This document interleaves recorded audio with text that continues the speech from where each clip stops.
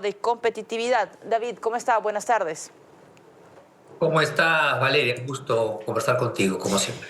David, por favor, cuéntanos un poco el análisis.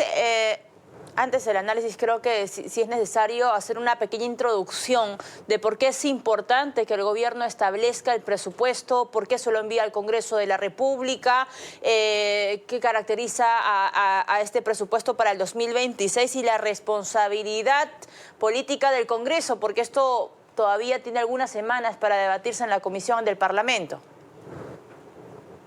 Sí, teóricamente los presupuestos manifiestan la conexión entre las necesidades ciudadanas y el gobierno que ha sido electo. Entonces, a través del Ejecutivo, ¿no?, se plantea este proyecto que luego debe ser confirmado por parte del Congreso de la República en los meses siguientes. ¿De acuerdo? Entonces, es este Congreso, en teoría, ¿no?, en teoría, en representación del pueblo, de los ciudadanos. ¿De acuerdo? Entonces, en términos macroeconómicos, esto significa establecer las prioridades de gasto, teniendo en cuenta la prudencia correspondiente, porque se pueden enfrentar riesgos a través del tiempo.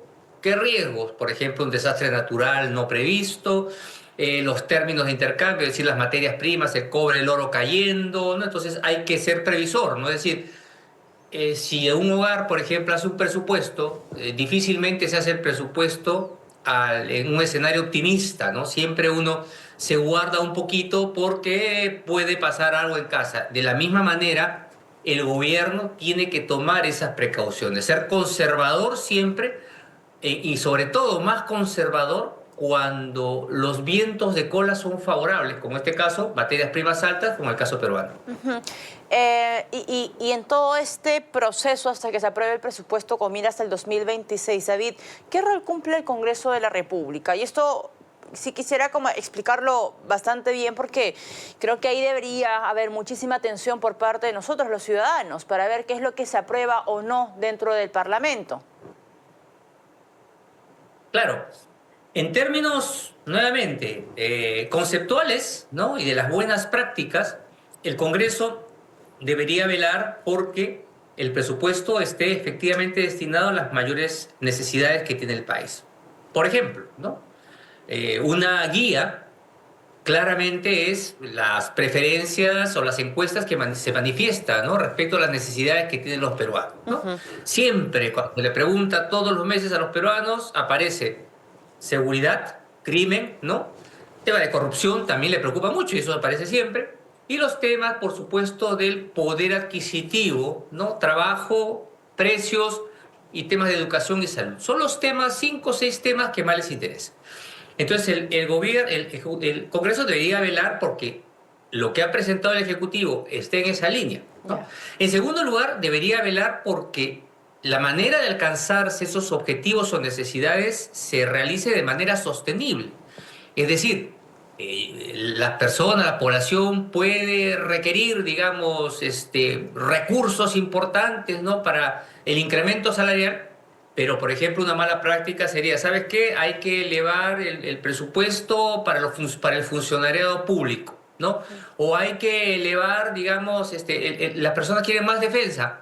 De repente es erróneo de repente dirigir los recursos a mayores sueldos, salarios, sin ver los recursos materiales que se requieren para desarrollar esa labor. Y lo mismo en educación y salud.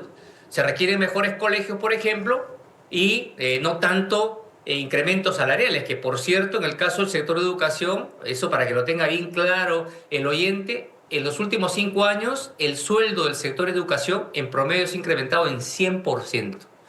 Eso es que lo tengan clarísimo, porque habría que preguntar si la calidad educativa ha mejorado también en 100%. Ujú. Ahora, lo otro que te quería consultar es sobre el marco macroeconómico multianual que se aprobó hace algunos días, la semana pasada. ¿Cuál es su postura sobre esto? Porque el Consejo Fiscal se sacó un comunicado calificando de cierta manera pues, optimista, ¿no?, a las proyecciones que tiene el Ministerio de Economía y Finanzas, sin tener en cuenta pues, que tenemos lo de Trump, los aranceles y además que estamos en un año preelectoral. Bueno, la verdad es que el Consejo Fiscal se queda quizás un poquito corto, ¿no? Porque, bueno, en fin, le corresponde por su investidura, ¿no? Y seriedad. Pero la verdad es que cuando uno ve la forma en que se ha presentado este presupuesto, parece un poco un acto de magia y malabarismo, podríamos llamarlo de alguna manera, ¿no? Porque, en primer lugar, digamos, presume que el escenario de crecimiento económico se va a mantener por encima del nivel potencial que tenemos de crecimiento económico. ¿De acuerdo? El nivel potencial, que es decir, lo que el Perú, de manera en condiciones normales, debería crecer, está en torno al 2,5% de crecimiento anual. Y estamos creciendo a 3,5 incluso dicen que vamos a crecer este año, que ya estamos con el lado optimista.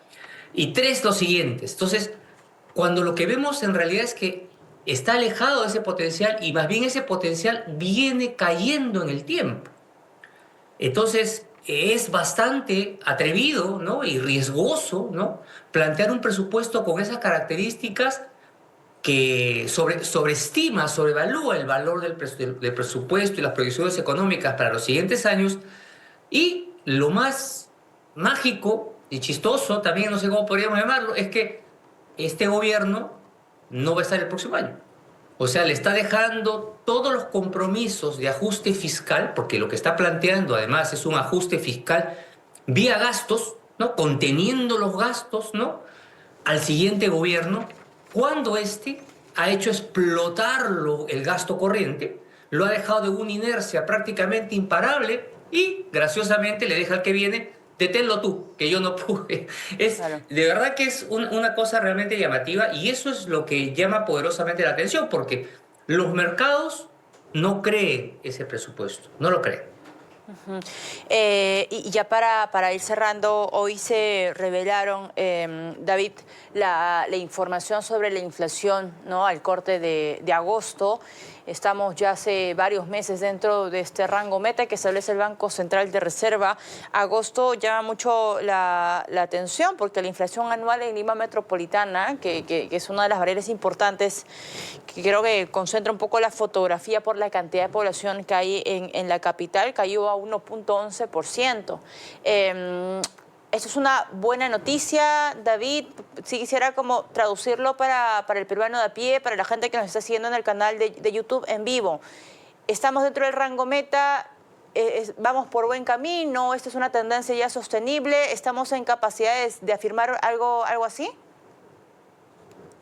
Sí, en el ámbito de poder adquisitivo, es decir, y el componente de precios, ¿no? Que justamente es lo que se encarga de mantener que el sueldo, los ingresos se puedan utilizar, digamos, y siempre poder seguir comprando lo mismo, es una buena noticia, ¿no? Porque eso demuestra que el Banco Central de Reserva, de manera independiente, como viene trabajando, mantiene en control y en línea, llegó a un nivel suficiente de incremento que permite seguir incentivando a los agentes económicos a seguir produciendo y seguir invirtiendo hacia futuro.